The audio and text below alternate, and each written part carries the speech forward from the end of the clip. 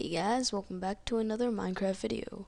A while back, I think a few weeks ago, I released a video for a little sneak peek on my new minigame called Royal Showdown. This is the world right now, and I've worked a lot more on it. It might take a few months, 1, 2, or 3, to finish because of the huge maps that I need to build. Like, this is the map I've spent the most on, and I'm not that good of a builder either. So, yeah. If you're wondering why these glowstone blocks are here, this is, to show, this is just to help me. I'm gonna take them out later. But, that was just to show the spawn points on where you spawn in the map, just so I can remember them and I don't actually have to list the coordinates. I actually did list the coordinates though, but I placed them here. So in this video I'm going to show you guys the player select, the lives, and the waiting room functions and how they are going to work. I know the player select is done, I just need to set the TPs. The lives is not even close to done, but the waiting room is also not done, but that can be done in a I don't know, in like 30 minutes to an hour time, not that much. So yeah, oh yeah, but as you can see, there's an automatic sort of rain system thing where it automatically toggles the downfall. It actually never becomes nighttime, but whenever it rains, it still sets it to time to 5,000, or else the thing that actually toggles the downfall wouldn't actually work unless I had this thing. So that's why I need it. Yeah. Alright, so let's start with the player select. Because I haven't set the TPs yet, basically, this is for 2 players, it's pretty squished. And then there's 4 players, 6 players, 8 players, 10 players, and hold on a second, actually, 2, 4, 6, 8, 10, 10, 10. For the 20 player one, it's just this, and if you are, as you can see right here, players 11 to 20, you're just going to step on that and it's going to teleport you right over here, because it was a little bit too much to fit 2 sides, because I attempted it but I sort of failed it, so I just had to make a new one. So basically I'll show you how it works, but as you can see, this is probably the most complex looking redstone in the whole entire in this whole entire map. It's just all this stuff. It's really, yeah, it was really confusing when I was making it. But this is a little bit, the 2-player one I actually failed on. I'm not sure how I failed, but what is this? Oh, that's not good. But this is actually part of the waiting room function. And we'll actually, where is the button?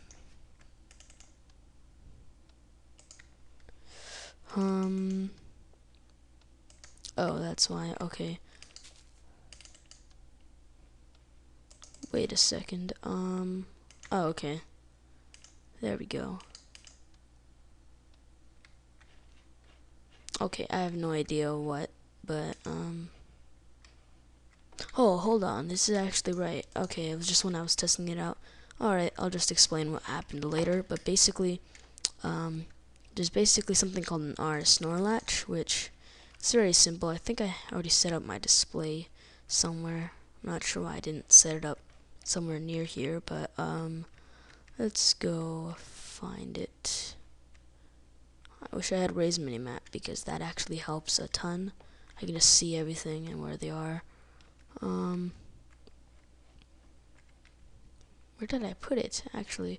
Oh, right here. Alright, so as you can see, this light is on, and how this works is there are 2 I will actually show you, and if I press this button, it will flip, and now this light's on. And when I press this button, it will flip, and now this light's on. Because this works with the reason you would actually use one of these is if like, because the redstone, you just turn this one off with this redstone signal, and then you connect this here. So if you were to ever turn this off, this would turn on, and this would turn on, and this would turn off. So basically, what the point of this is basically using a button as a one-time use, because it will just sort of flip it around, and now you can't use it anymore unless you're gonna have to do this. But because you could have just used a lever, but levers other people can just unflip, and because I'm using pressure plates in my case, because pressure plates only send one pulse, I used these and sort of made them, and all of those and all the RS Snorlatches, I just keep sending the signal to a light, and I'll show you back at the sort of player select thing. Right here. I'll show you that when I actually step on it, you can see there's this thing. I'll just cover it up. When I step on it, this will come up, and what it will do is teleport me, and this will be on, and nobody else can get in because of that. And if I want to reset it back, because of the RS Snorlash, it sends the redstone signal there. And if you're wondering what this is going to be part of the waiting room function. So yeah, alright, so where is the here? Alright, so it's underground.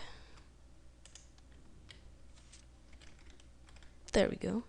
And let's cover this up. And basically I just to actually fit all these RS Snorlaches, I had to make them all look different. Like some of them looked like this, just for space, like that. And the one that I found could conserve space the most was this one, where they're both facing forward, and this one actually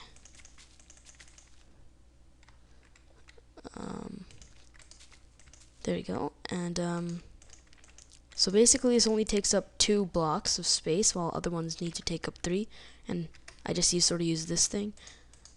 You can also use the double forward, which is cool. So yeah, enough about this RS Snorlash stuff. That's basically how it works. Just cramming them up in that small space is really sort of, yeah, it's pretty messed up. And now we're going to be talking about the waiting room. And basically what's going to happen is once all of these RS Snorlaches, they send a signal to here, but I'm going to make another path and make them all send a signal to, I'll show you. I have it set up for the 2-player one, as you saw earlier. Basically, when I turn one of them off, when the first player selects something, it will send the signal here, but because this is locked, it won't go through. And this once the second player steps on he or she's pressure plate, it will turn this off, and it will unlock this, so it can go through, and it will work no matter which way it happens. If somebody selects player 2 first, then it will still work the same way. And then after, what it will do is just send this really long line signal. And actually, after you select your player, you'll be teleported to one of these rooms. Each one is for each amount of players, like 2, 4, 6, 8, 10, 20. I know it's pretty small, but that is actually connected to here, the one I was looking at before, to the 2-player one. And I haven't actually set this yet, but what this is going to do is teleport people to to one of these things, the lives. And this is the second last step before you actually get teleported. It takes a long time to make, but it's definitely gonna go by really fast in the game. So basically what this live thing does is I need 5 of them for every single map, and as you can see, I have these 5 for the first map, those 5 for the second, this is for third. I made these because it's a lot quicker. I still didn't even make everything. I need to make 5 of the things and 20 holes. So I just dug into the ground. It's a lot easier instead of making these things, which I didn't the first time.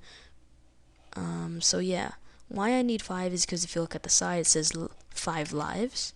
And first, at the waiting room will actually teleport each and every player to their own sort of thing, and it will set their lives to 5, like you start off with.